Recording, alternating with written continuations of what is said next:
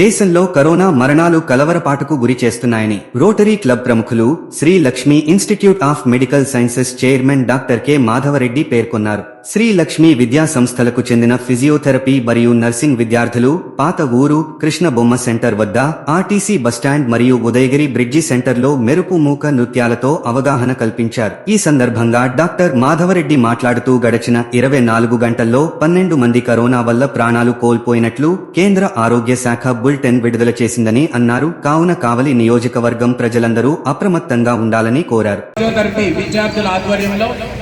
విద్యార్థులు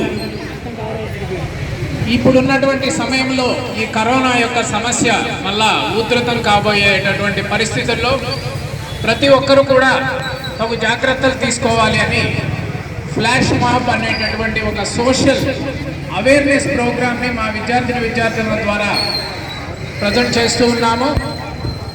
సో ప్రతి ఒక్కరు కూడా దీన్ని గమనించి ఆనందించండి, వినోదించండి.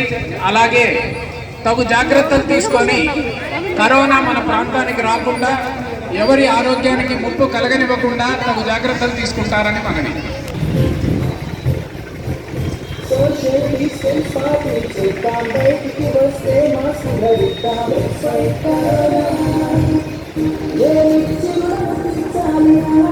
మన